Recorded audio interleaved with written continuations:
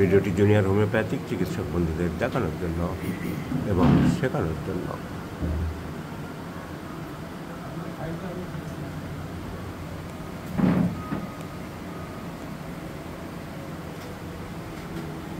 This is a case of psoriasis.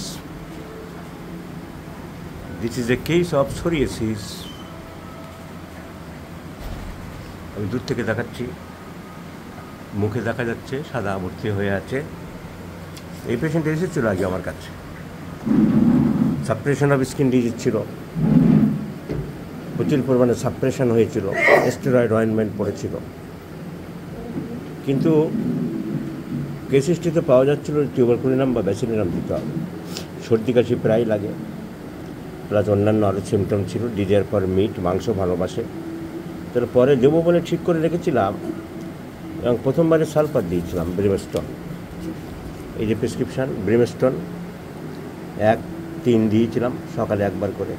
R Bacillinum দেবো বলে পরে লিখেছিলাম। এটা ডেটটা খেয়াল করুন, 2022 আগস্ট। এর মধ্যে কিন্তু রোগী আসেন। 9 আগস্ট দিয়েছিলাম সালফার। 15 আগস্ট বোধহয় একবার এসেছিল, কি বেড়েছে না কি হয়েছে, ইচিং অ্যাগ্রাভেটস নাইট, রাত্রে বাড়ছে, পিটিআরএস ছিল, ন্যাচারাল প্রশ্নই ছিল না নতুন কোনো ওষুধ দেওয়ার, কিন্তু রোগী আর আসেন। 1 বছর পরে আসছে, 15/8 পরে 15/9 পেরিয়ে গেছে, 24/10। আমার যে লেখা ছিল ব্যাসিলিনাম, সেই ব্যাসিলিনামই আমি দেবো ইন 50 মিলিসিমাল স্কেল অফ পোটেন্স। কারণ কুকুরের ভয়, স্কিন ডিজিজের উপরে ব্যাসিলিনাম ভালো কাজ করে, সর্দি কাশি প্রায় আছে। আর এর সাথে যোগ হয়ে গেল ব্যাসিলিনামে আরও সুবিধা হয়ে গেল, এই 1 বছর উনি বসে নেই, উনি বেশ কয়েকজন হোমিওপ্যাথিক ডাক্তার দেখিয়েছেন। ডক্টর বর্মনের উপরে ভরসা রাখতে পারেননি। এসব দেখে কী হবে, অন্য জায়গায় কম্পিউটার খারাপ হচ্ছে, সেখানে একটু ঘোরাঘুরি করেছে।